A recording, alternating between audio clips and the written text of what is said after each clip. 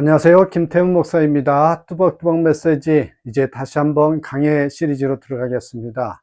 오늘은 이제 요한복음을 우리 함께 보겠습니다.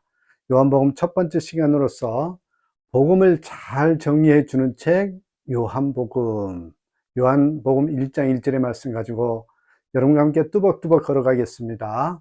자, 오늘부터 우리는 요한복음을 공부할 것입니다. 많은 신학자들이 만일 당신이 성경 중에 한 권만 가질 수 있다면 어떤 책을 택하겠느냐는 질문에 로마서와 이 요한복음이라고 대답을 했습니다. 그만큼 요한복음은 복음의 진수가 잘 요약되고 설명되지는 성경이라는 것이죠. 아무쪼록 여러분 이 요한복음을 공부하면서 아직까지 복음에 대한 정리가 안 된 분들은 복음을 잘 정리할 수 있는 기회가 되기를 바랍니다. 아울러 아직까지 복음을 이해하지 못하고 깨닫지 못한 분이 있다면 예수님을 만나는 귀한 시간이 되셨으면 좋겠습니다. 요한복음은 세베대의 아들이며 또 예수님의 수제자 중에 하나였던 사도 요한이 기록한 책입니다. 요한복음 21장 24절 25절을 읽어드릴게요. 이 일을 증거하고 이 일을 기록한 제자가 이 사람이라 우리는 그 증거가 참인 줄 아노라. 예수의 행하신 일이 이 외에는 많으니 만일 낱낱이 된다면 이 세상이라도 이 기록된 책을 두기에 부족할 줄 아노라.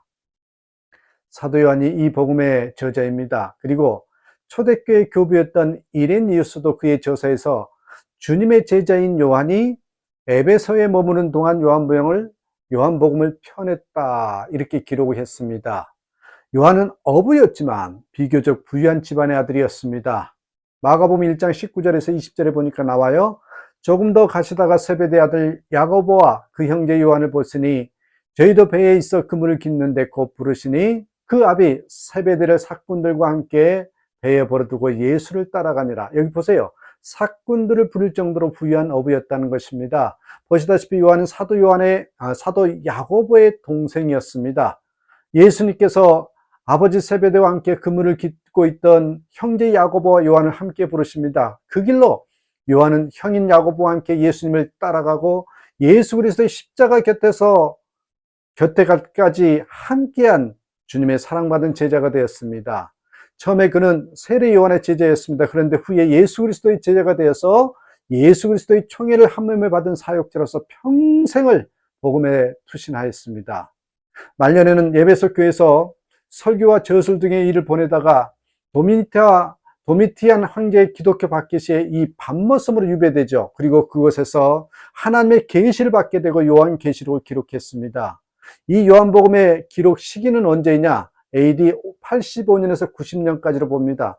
마태, 마가, 누가복음 등의 공간복음이 다 기록된 후에 이 요한복음이 기록된 것입니다. 또 여러분, 이 요한복음에 기록된 목적을 한번 보실까요? 요한복음 20장 31절에 오직 이것을 기록하면 너희로 예수께서 하나님의 아들 그리스도이심을 믿게 하려 하며 또 너희로 믿고 그 이름을 힘입어 생명을 얻게 하려 함이니라. 자, 여기서 중요한 단어 세 가지가 나와요. 첫 번째 예수 그리스도, 두 번째 믿음, 세 번째 생명입니다. 그러니까 이 요한복음의 기록 목적은 예수 그리스도를 믿는 믿음으로만 생명을 얻을 수 있음, 복음을 설명하는 책입니다. 그 말은 이 요한복음의 모든 내용은 예수 그리스도의 그분의 사역과 그 자신과 그 사역의 열매로 해석되어 있는 그런 책입니다. 당시에 여러분 영지주의라는 게 있었어요. 영지주의. 이 교회의 신학적 기반을 위험하고 있었던 거죠. 그들은 뭘 주장했냐면 물질은 악하고 정신은 선하기 때문에 선하신 하나님께서 악한 세계를 창조하실 리가 없다고 주장했습니다. 그 영지주의자들의 일부는 역사적 인간 예수는 단지 인간이었던 것이라고 예수 그리스도의 신적인 실체를 부정하는 가연설을 주장하지요. 하나님은 선하시기 때문에 죄악된 육체를 입고 오실 수 없으며 또한 영원하신 하나님께는 죽음이 있을 수 없다고 하는 이 두 가지 전제하에 그리스도는 예수라고 하는 영적 인간과 일시적으로 결합해서 병존 상태로 있었을 뿐이고 십자가의 처형 직전에 분리되었다고 주장하는 것. 그리고 기록에 의하면 사도 요한이 에베소에서 이 에베소 교회에서 복음을 가르칠 때 이러한 영지주의자들이 직접적으로 요한의 가르침에 반기를 들고 나왔었다는 겁니다. 그래서 여러분, 요한복음에서 그러한 영지주의자들의 주장에 대해서 성경을 근거로 해서 예수 그리스도는 하나님이시라고 그것을 의도적으로 강조하고 있는 성경이요, 이 요한복음입니다. 그래서 요한복음은 예수님의 신성을 아주 강조합니다. 요한복음에 보면 I am 이런 영어 문장이 많아요. 영어 성경에 보면 나는 뭐뭐이다, 이 문장이 굉장히 많이 나와요. 나는 길이요 진리요 생명이다, 나는 샘물이다, 나는 하늘로서 내려온 산떡이다, 나는 생명의 빛이다, 나는 이에서 났다, 나는 양의 문이다, 선한 목자다, 나는 부활이요 생명이다, 나는 포도나무다.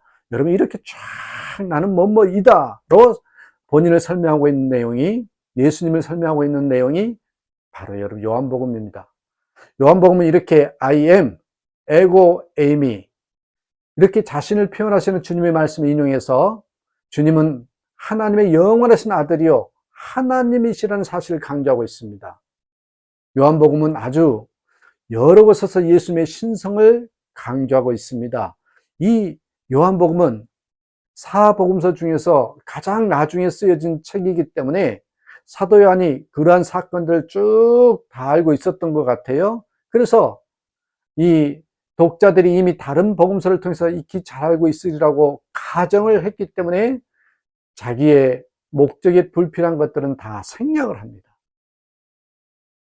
이 요한복음은 크게 네 부분으로 나눌 수 있죠. 첫째 부분은 1장 1절부터 18절까지의 서론 부분, 두 번째 1장 19절부터 12장 50절까지는 7가지의 표적의 부분이 나오고요. 세 번째 부분인 13장부터 20장까지는 예수님이 십자가에서 죽으시기까지 마지막 기간 동안의 강화와 기도, 그리고 죽으심과 부활에 관한 내용입니다. 네 번째 부분은 21장 1절부터 25절까지 후기 부분으로 나눌 수 있습니다. 요한복음을 잘 보시면 예수님께서 처음에는 자신을 이렇게 숨기셨다가 차차 이렇게 자신을 드러내고 계심을 볼 수 있습니다. 처음에는 유대인들과 부딪힐 때 그들과 싸우지 않으시고 피하십니다. 그런데 5장 정도에 가면 안식일 문제로 유대인과 논쟁을 하십니다. 진리를 점차 드러내시면서 예수님은 죽음으로 자신을 몰고 가십니다. 그리고 진리가 드러나는 만큼 예수님의 고난도 시험도 점점 커져가면 알 수 있는데, 동시에 예수님을 따르는 사람들도 고난과 이 예수님의 고난과 함께 비례해서 커져갑니다. 날 때부터 소경된 사람은 출경을 당하지요. 죽었다 살아난 나사로는 유대인들로부터 살해의 위험을 당합니다. 그리고 요한복음은 책의 후반부로 가면서 즉 점점 빛에 의해서 어둠이 구별되어 나누어지는 것을 확실하게 보여줍니다. 그리고 여러분, 오병이의 기적 이후에는 모두 떠나가고 12명만 남지요. 요한복음을 주의해서 먼저 우리가 1절을 함께 볼까요? 태초에 말씀이 계시니라, 이 말씀이 하나님과 함께 계셨으니 이 말씀은 곧 하나님이시라. 이렇게 요한복음은 태초에 이렇게 시작이 됩니다. 성경에는 이 태초에 in the beginning 이렇게 시작된 책이 3권이 있죠. 잘 아시는 것처럼 창세기, 요한복음, 그리고 요한일서입니다. 그것이 의미하는 것은 요한은 그의 서신서에서 이 창세기를 떠올리면서 새로운 창세기를 쓰고 있다는 것입니다. 요한복음 1장이 창세기 1장 구조와 여러분 동일하다는 것은 여러분 익히 잘 알고 계시지요. 그 말은 창세기는 바로 요한복음을 그림자로 모형으로 알려주는 책입니다. 말씀드린 것처럼 요한복음은 하나님이신 예수 그리스도께서 혼돈과 공과 흑암뿐인 그런 죄악된 죄인들의 마음속에 뚫고 들어오셔서 흑암인 그들을 밝히시고 혼돈스러운 가운데서 틀을 세우시면서 공허한 죄인들을 하나님의 은혜로 채우시는 그 구속 사역을 설명하고 있는 책입니다. 요한은 창세기가 바로 그 예수 그리스도의 구속 사역을 힌트하고 있음을 보여주고 있습니다. 창세기 1장을 보면 하나님께서 혼돈과 공과 흑암의 세상에 수면 위로 운행하시는 성령을 보증으로 세우시고 말씀으로 천지를 창조하시는 모습을 볼 수 있습니다. 땅이 혼돈하고 공허하며 흑암이 깊음 위에 있고 하나님의 신은 수면 위에 운행하시니라. 하나님께서 혼돈과 공허와 흑암 속에 창조를 시작하시는 창세기의 바로 그 장면은 성령을 보증으로 세우시고 말씀하신 예수 그리스도 통해서 혼돈과 공허와 흑암뿐인 그런 죄인들의 마음속에 들어오셔서 새 창조를 해내시는 우리 하나님의 구속의 내용을 처음부터 알려주고 있습니다.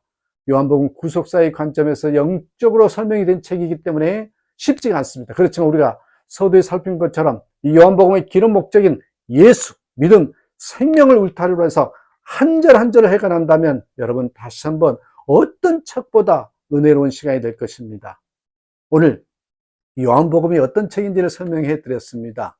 오늘은 여기까지 서론적인 부분으로서 여기까지 아시고 내일부터 이제 구체적으로 영적 의미를 살펴보면서 말씀을 삶에 적용하는 그런 시간을 가져보도록 하겠습니다.